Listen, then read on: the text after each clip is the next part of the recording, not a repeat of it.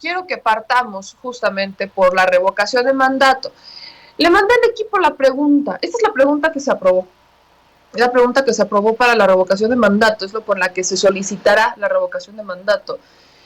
Y es, pregunta, ¿estás de acuerdo en que nombre, ahí iría el nombre del presidente Andrés Manuel López Obrador, presidente de los Estados Unidos mexicanos, se le revoque el mandato por pérdida de confianza o siga en la presidencia de la República hasta que termine su periodo? Y hay dos respuestas. Uno, que se le revoque el mandato por pérdida de confianza. Dos, que siga en la presidencia de la República. Ahora, Morena celebra que llegaron a esta pregunta porque dicen que así que cumplieron con la ley y cumplieron con parte de lo que pedía la oposición, que se mencionara la pérdida de confianza, pero también se mencionará claramente que la opción 2 es que se queda en la presidencia de la República, y es justamente lo que dice. La opción 1, que se vaya por pérdida de confianza, o 2, que siga en la presidencia de la República hasta que termine su periodo. Aparte, hicieron énfasis en la parte del periodo para que no quedara duda de que es que si se va a reelegir después, si va a extender el mandato, etcétera. Entonces, se llegó a una pregunta que tiene las dos partes.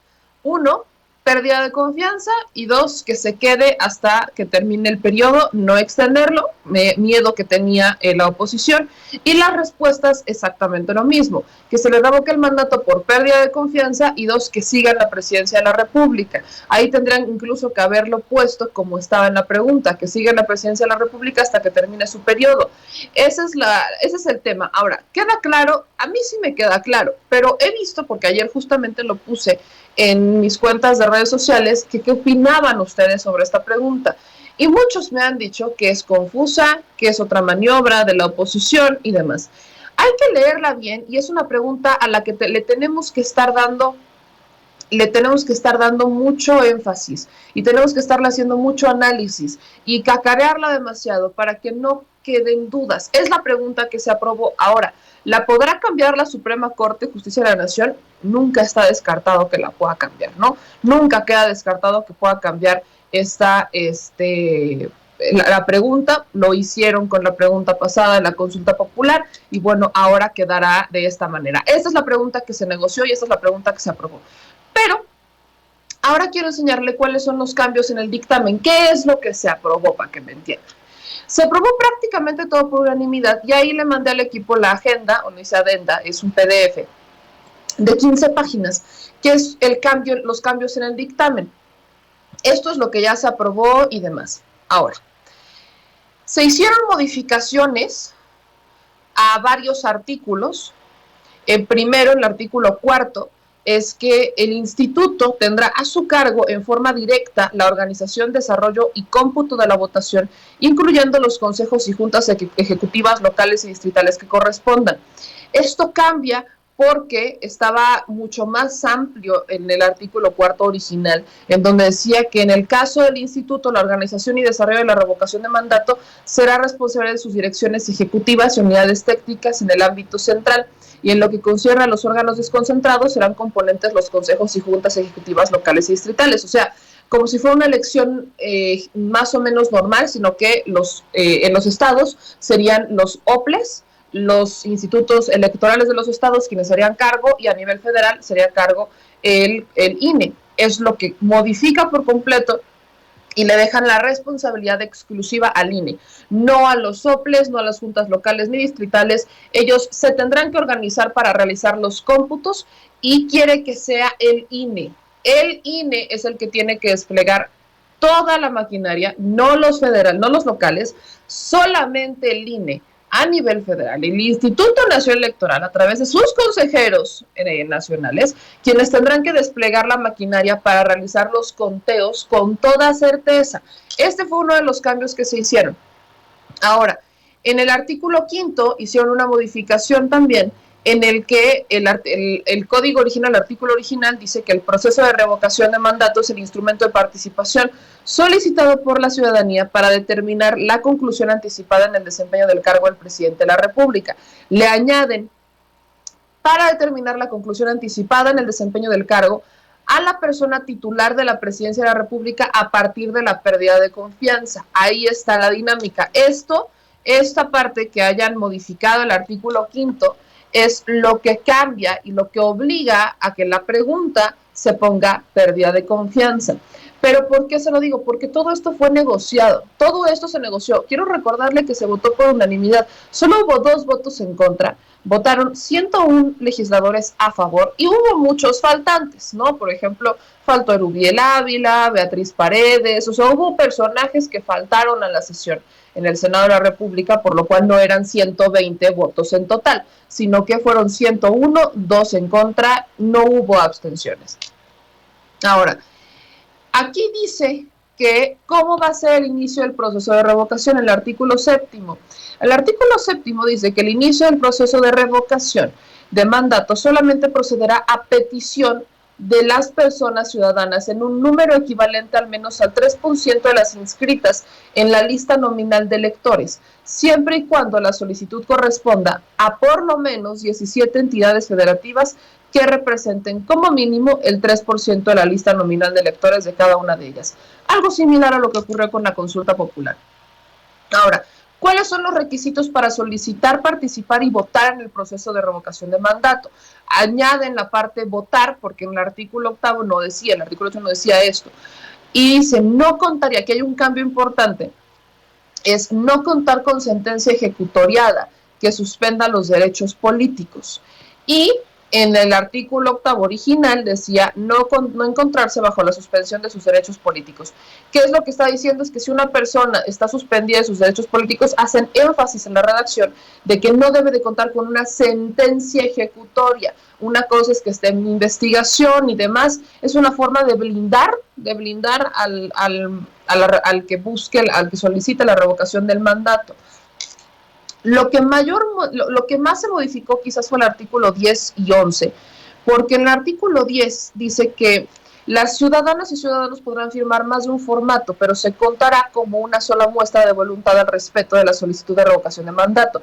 ¿Esto por qué sale? Se acordarán que cuando fue la consulta popular hubo muchas personas que empezaron a hacer sus propias iniciativas de consulta y que al final era como todas las que fueran de un equipo, esas eran una consulta popular. Todas las que fueran de otro, era de otra solicitud de consulta popular. Lo que aquí están buscando es que no importa quiénes ni cuántas personas se pongan a desplegar solicitudes o puedan ponerse a buscar firmas para entrar en la consulta popular, sino que aunque usted firme 10 veces, estas firmas llegarán al INE y el INE tendrá que contabilizarlas y si todas tendrán que contar, todas van a contar, ese es el punto, todas tienen que contar.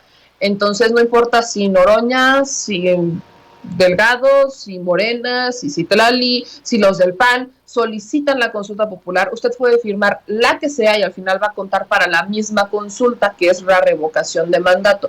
Esta es la dinámica con la cual cambian este artículo. Ahora, el artículo 11 dice que a ese efecto podrán recabar firmas para la solicitud de revocación de mandato durante el mes previo a la fecha señalada anteriormente, los formatos impresos, medios electrónicos para recopilación de firmas, así como los lineamientos para actividades relacionadas. También hacen una modificación en esto, porque están diciendo el INE, en sus reglamentos se acordarán que el INE dijo que contarán con formatos digitales para recabar firmas, la famosa aplicación con la que los candidatos independientes se ponen a recabar firmas y también los partidos políticos, como para registrarlos, es lo que quería usar el INE. Bueno, hacen énfasis en que además del formato electrónico tendrán que existir el impreso, no solamente se podrán quedar con la aplicación móvil del INE. Viene el número de folio y demás, el encabezado, ¿no? Cómo se va a recabar la firma y demás. ¿Qué otra cosa? Si me voy al artículo 13, el instituto podrá establecer convenios de coordinación con la Secretaría de Hacienda y Crédito Público u otras dependencias para prevenir, detectar y sancionar el uso de recursos públicos con dichos fines que realicen los organismos o dependencias de la Federación, de las entidades federativas en los municipios. O sea, detectar si existe algún recurso que venga del erario para financiar la consulta, cosa que sabemos que no se puede. En el artículo 16, la manifestación expresa de los motivos y causas en los términos de la ley.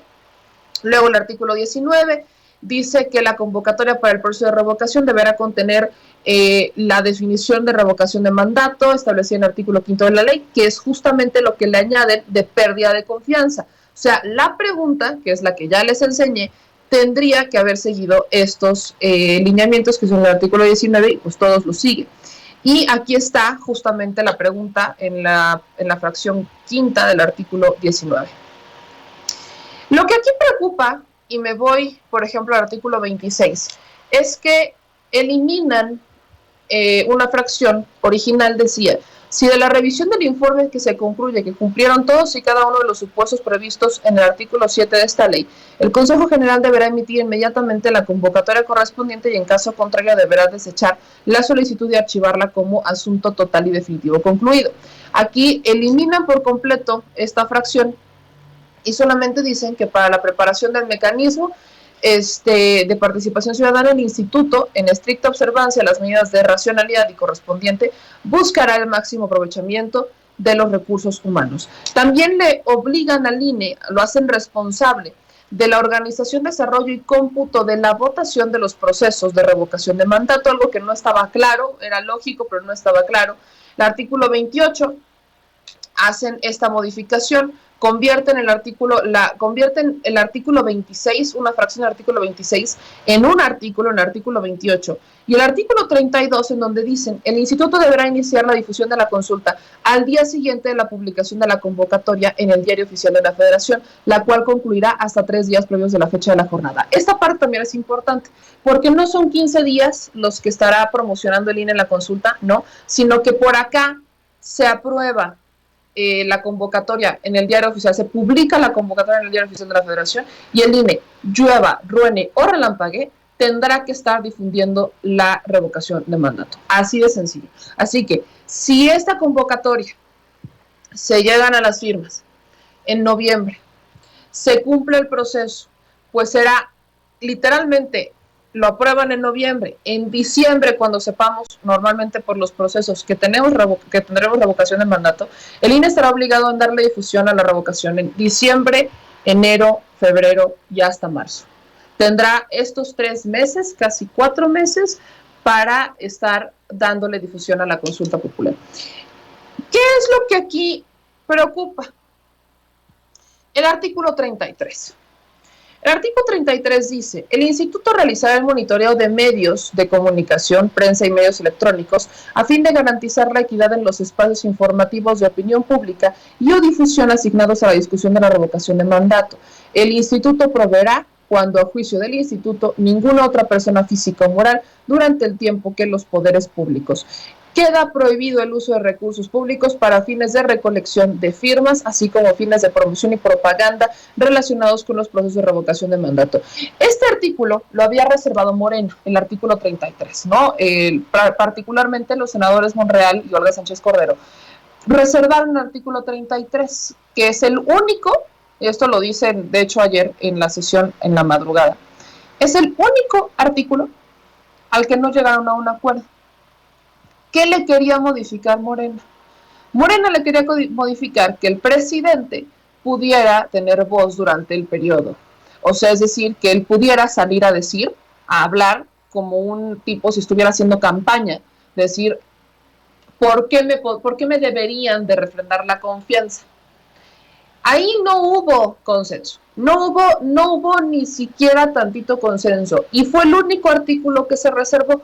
Todos los demás se aprobaban bajo unanimidad. Y en el momento de presentar las reservas, lo retiran. En el momento de presentar las reservas, el senador Monreal dijo que para evitar división, polarización y demás, retiraban la reserva. Entonces el artículo se queda como va, y evidentemente van a impedir que el presidente, en este caso Andrés Manuel López Obrador, pueda dar promoción o hacer como un estilo de campaña. No sé, aquí incluso yo pongo sobre la mesa el pleito eterno que hemos tenido, y es que lamentablemente, si estamos hablando de una revocación de mandato y el presidente es al que le queremos refrendar la confianza, o en algunos casos no, el INE se le va a ir a las mañaneras. Entonces, ¿qué va a pasar con las mañaneras durante este periodo de difusión de la revocación de mandato? Esa es la pregunta que queda en el aire. Por eso digo, ¿ya qué costo? Porque al final, si no le dan oportunidad al presidente, no le dan la herramienta al presidente de que pueda participar o de que pueda hablar, vamos a tener la discusión eterna de que el presidente, dicen, según el INE, se está promocionando en las mañaneras y eso busca refrendar la confianza en la gente. La interpretación a la que queda esto es bastante amplia y es la herramienta que le dan al INE para poder moverse. Insisto, todo el problema cuando veamos revocaciones y consultas queda en el legislativo. ¿Qué es lo que también se garantiza? Dudas que se tenían. Se garantizan casillas especiales. Se garantiza o le exigen al INE que tiene que poner las mismas casillas que fueron determinadas en la jornada anterior. O sea, tiene que ponerlas todas las casillas. No hay, es de que no podemos, que sí, que no. No, todas las tiene que poner. Y en el artículo 54, 55, 56 ya habla del cómputo que el INE tendrá que realizar. Dice que en el régimen de sanciones será el INE quien tendrá que vigilar los términos de la presente ley para que se cumplan. En los transitorios, el instituto deberá de tener disposición de las y los ciudadanos a más tardar el 1 de octubre el formato impreso en los medios electrónicos de solicitud de convocatoria al proceso de revocación de mandato.